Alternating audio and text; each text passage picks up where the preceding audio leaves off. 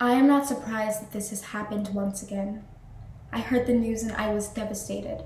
Devastated that another man had been taken away his dignity in life. Devastated that a family had lost their beloved kin.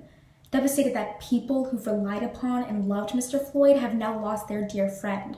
I was most definitely wholly and utterly devastated, though I remain unsurprised. I have come to be expectant of this behavior. The police brutality that took place May 25th, 2020 was not an act of service. When Derek Chauvin wrongfully pressed his knee into George Floyd's neck for minutes without shame or even a wince of regret, he was not acting out of service. There is no denying another beautiful soul has been taken away their life simply because of the mindset many still possess, granting the oppressor more deserving of life simply because the victim is Black. A murderer is still a murderer regardless if they are in blue. A policeman who silently stands by as their colleagues snatch people's lives away are murderers regardless if they initiated the violence. All I feel is shame.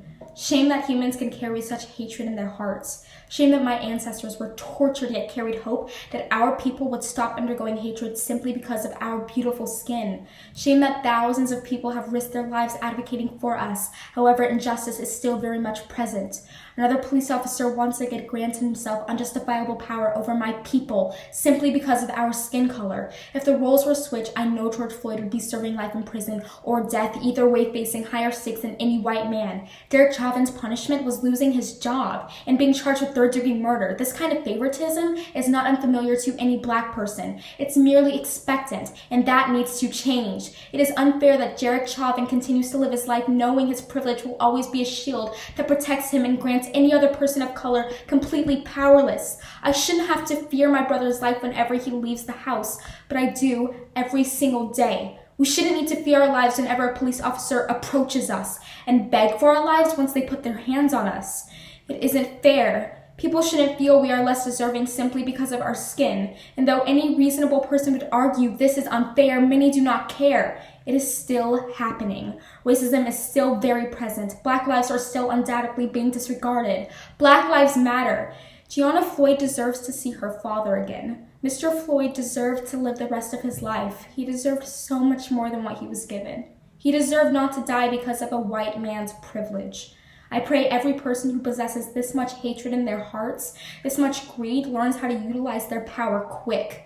No one's privilege should cost good people's lives. Someone's ignorance should not be the staple in whether my people live or die. I hope one day these people recognize their privilege and begin to possess some dignity in their hearts. I hope and hope every day soon they stop killing and torturing us because we have had enough. We have had amazing leaders to look up to, such as Barack Obama, Michelle Obama, Harriet Tubman, Chris Cuomo, Dr. Martin Luther King, Maya Angelou, Angela Rye, Robert Bott, Richard Allen, and the list goes on and on. We've had leaders who have risked their lives to advocate for my generation and my people. We have tried so much as a community to protest Black lives. We have done so much to rid society of these disgusting acts, yet still they remain very present. I still feel uneasy whenever I see a male white police officer. For this injustice to end, the other side will have to start contributing as well. Every person will need to start advocating for us. On this platform, I will make sure to advocate more for my people and other people who also face injustice and unfair treatment. I beg for all races, cultures, nationalities, and ethnicities to please speak out.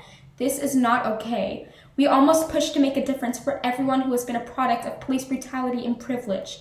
We all must put in our maximum effort to advocate for victims, both on and off camera, because I know none of this will ever end without it. We all need to stick together and fight this, or nothing will ever change. Sincerely, Cassidy Fralin.